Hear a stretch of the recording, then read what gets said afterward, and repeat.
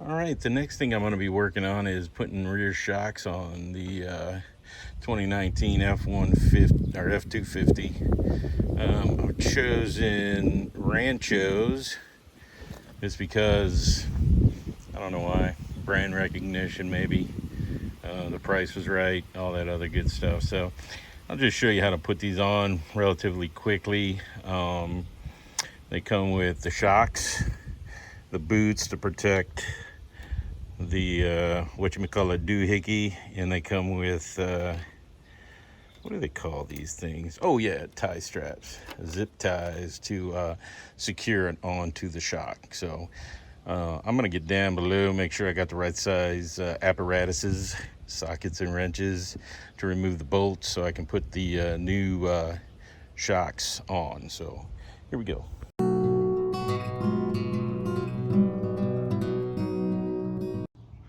All right, so on the bottom you need an 18 and a 21 millimeter.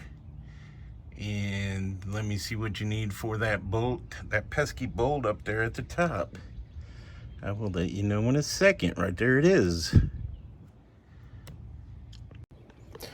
All right, the bolt at the top is an 18 millimeter. So you need an 18 and a 21 millimeter to remove the shocking. All right, so I went and got something with a little bit longer handle, and it's turning.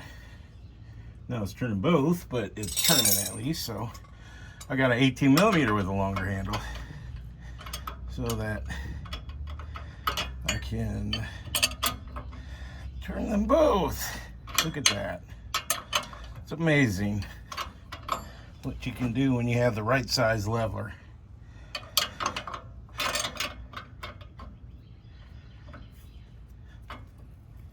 I don't want anything to hit on any of these lines because we got all kinds of ABS lines and brake lines and vent lines and e-locker lines, and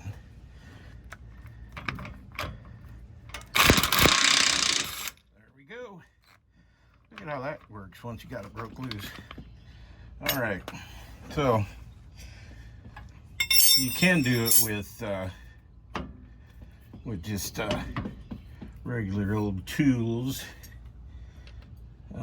So now I got to I'm gonna zoom you around, but I don't know how to film that, but I'm gonna take that top one off with the 18 millimeter wrench because it's kind of hard to get to with the impact wrench. So I'm gonna pause you while I take that off, and then when I get back I'll knock that out with I don't know, with a drill or something, and we'll go from there.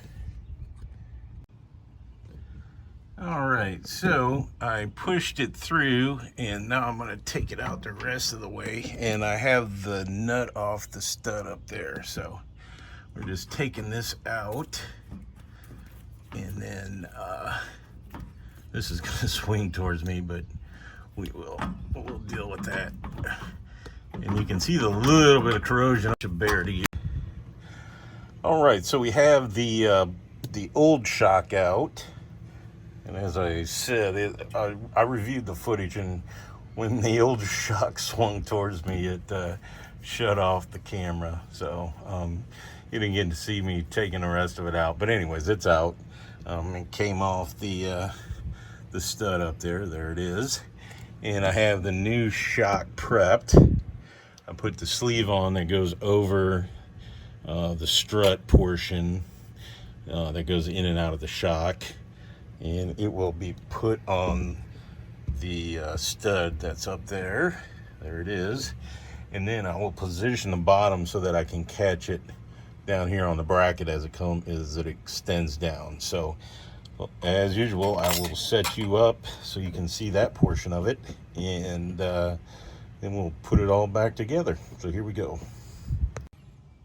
All right, I have the shock on the bolt at the top, and I have the nut started. So the next step is to get all my stuff out of the way and get this ready to go, so that when I when this starts expanding down, I can catch it through like that. So here we go.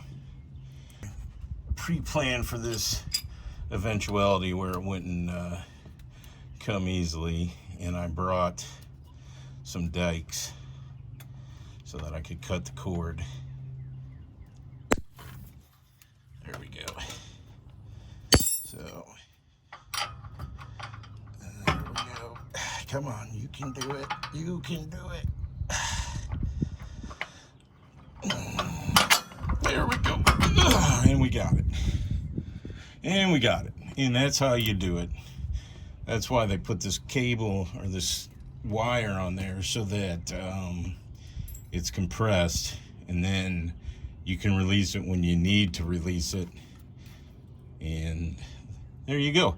So then you put the nuts back on, you tighten it all down to spec, and I will tell you what the spec is, the torque on these, and we will go with that. I don't have my torque wrench down here, so I'm not going to do it right this second, but I will. So there you go.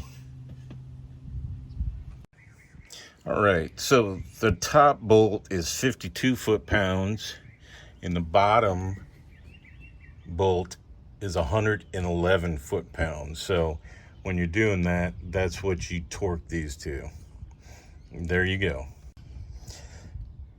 So I'm not going to show you me tightening these down, and the other side is the exact same process.